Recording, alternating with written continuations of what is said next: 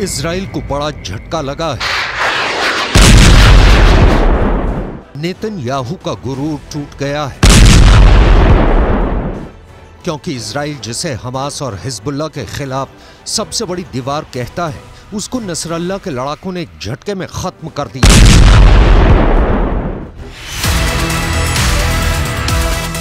Hezbollah का दावा है कि उसने इजराइल के आयरन डोम को एक झटके में फोड़ दिया है। नसरल्लाह के लड़ाकों ने इजराइल के आयरन डोम के 2 सिस्टम तबाह कर दिए हैं। एक आयरन डोम की कीमत $100 मिलियन है। हिंदुस्तान की करेंसी में बात करें तो करीब 800 करोड़। मतलब हिजबुल्लाह ने एक झटके में इजराइल के 1600 करोड़ रुपए तबाह कर दिए। हिजबुल्लाह का कहना है कि उसने उत्तरी इजराइल के कब्री में उसकी बमबारी ने बड़ी तबाही मचाई। यहीं पर आयरन डोम सिस्टम तैनात था।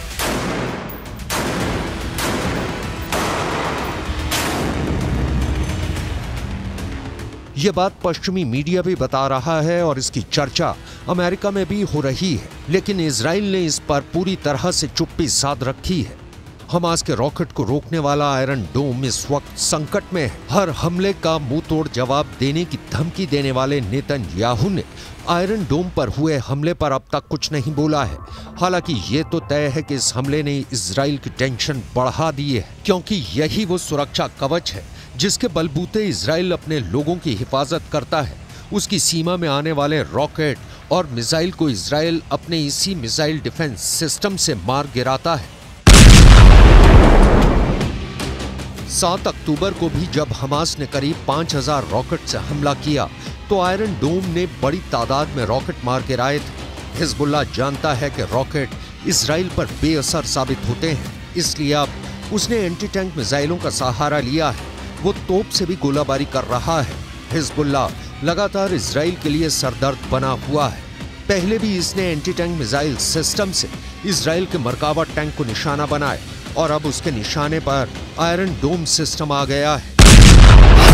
इससे पहले जब जब फिलिस्तीनी संगठन हमास ने रॉकेट से हमला किया है, आयरन डोम का सक्सेस रेट 95% से ऊपर रहा है। यानी हर 100 रॉकेट हमलों के बाद जब आयरन डोम की मिसाइल फायर की गई तो उसने 90 से ज्यादा रॉकेट को आसमान में ही रोक दिया। इसी वजह से इस एयर डिफेंस सिस्टम को लेकर दुनिया में मांग बढ़ने लगी। ये ज़ेलेंस्की की डिमांड लिस्ट में भी आ गया। आयरन डोम 4 किलोमीटर से लेकर 70 किलोमीटर दूर से हो रहे हमलों को रोक सकता है।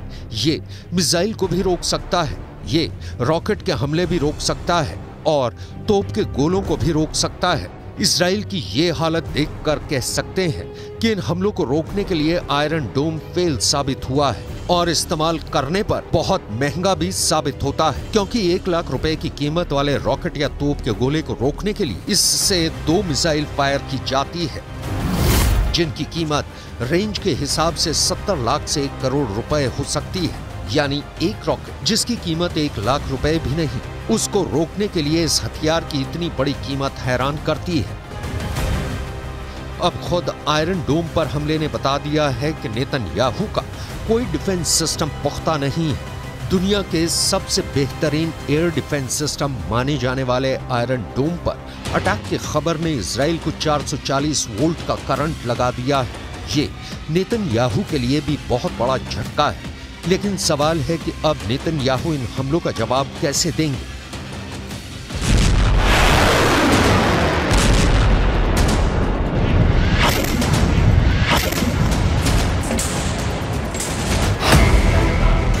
हिजबुल्लाह के धमाके के बाद 2 लोग बहुत ज्यादा टेंशन में हैं। गाजा और इजराइल के बीच चल रहे युद्ध ने पूरे पश्चिम एशिया को तीसरे विश्व युद्ध के एपिसेंटर में तब्दील कर दिया है और इसकी वजह से 2 ताकतें सबसे ज्यादा फिक्र में डूबी हुई हैं। पहले हैं इजराइल के प्रधानमंत्री बेन्यामिन नेतन्याहू और दूसरे हैं अमेरिका के राष्ट्रपति जो बाइडेन। दोनों की टेंशन का मीटर लगातार रेड लाइन को पार करता जा रहा है। इस तस्वीर को लेकर खौफ बहुत ज्यादा है। हमास से 2.5 महीने से जारी जंग और हिजबुल्लाह के बढ़ते हमलों के बीच अमेरिका के रक्षा मंत्री लॉयड ऑस्टिन इजराइल पहुंच गए। यहां उन्होंने एक बार फिर दोहराया कि इस जंग में अमेरिका इजराइल के साथ है। हालांकि उन्होंने इस पर कुछ भी नहीं कहा कि अगर हिजबुल्लाह की तरफ से हमले तेज हुए तब भी वो इजराइल का साथ देंगे। Palestinian civilians in Gaza is both a moral duty and a strategic imperative. So we will continue to stand up for Israel's bedrock right to defend itself. And we will also continue to urge the protection of civilians during conflict and to increase the flow of humanitarian aid into Gaza.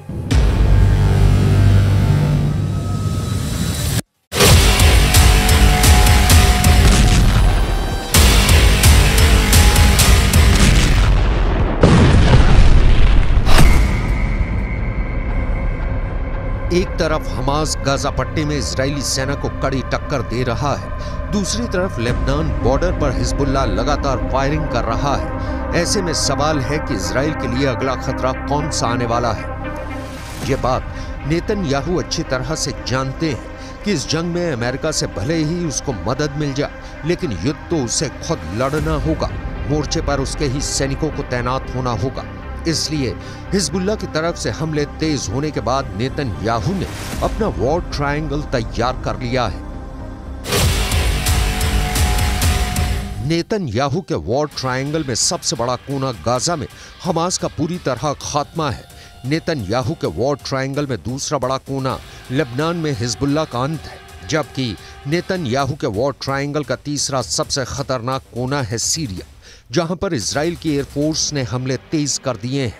ये तीनों जगह या देश Israel के border से लगे हुए हैं और इजराइल इन्हें अपने खिलाफ सबसे बड़ा खतरा मानता है। यही वजह है कि इजराइल साल के 12 महीने, महीने के 30 दिन और दिन के 24 घंटे युद्ध के मोड में रहता है। उसकी सेनाएं हमेशा एक्टिव रहती हैं, दुश्मनों को लेकर हमेशा चौकन्ना रहती हैं। अपने आसमान को सुरक्षित रखने के लिए अभी इजराइल के पास 4 लेयर में डिफेंस सिस्टम है। पहला है आयरन डोम, जो रॉकेट और विमानों को 70 किलोमीटर के दायरे में रोक सकता है। मिड सेगमेंट में दूसरा है डेविड स्लिंग सिस्टम, जो 250 किलोमीटर की रेंज तक मिसाइल या विमान का दुश्मन बन जाता है। एरो 2 एयर डिफेंस सिस्टम, इसकी रेंज भी 250 किलोमीटर तक है, लेकिन यह डेविड स्लिंग के मुकाबले में ज्यादा ऊंचाई पर जाकर आसमानी टारगेट को मार गिरा सकता है। और चौथा है एरो 3, जो 2.5 किलोमीटर से भी आगे के टारगेट को खत्म करता है। और अब यही एयर डिफेंस सिस्टम इजराइल का बैलिस्टिक मिसाइल को मार गिराने वाली गारंटी बन चुका है।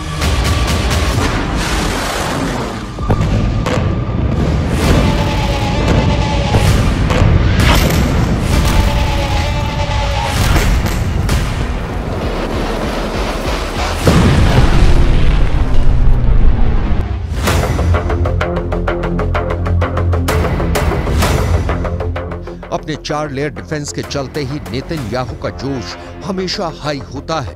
वो अपने दुश्मनों को जवाबी अंजाम भुगतने की धमकी देते हैं। गाजा में भी यही हुआ।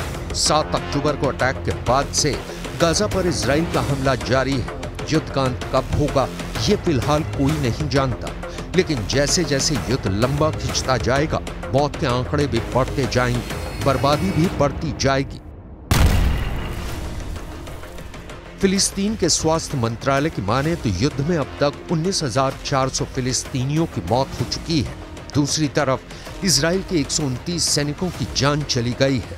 बर्बादी और तबाही के ये आंकड़े तब हैं जब इजराइल फिलहाल एक मोर्चे पर जंग लड़ रहा है। अगर हिजबुल्लाह से भी आर पार की लड़ाई हुई और इजराइल को 2 मोर्चों पर लड़ाई लड़नी पड़ी, तो ये तय है कि बर्बादी और तबाही गाजा में हो रहे युद्ध से कहीं ज्यादा होगी।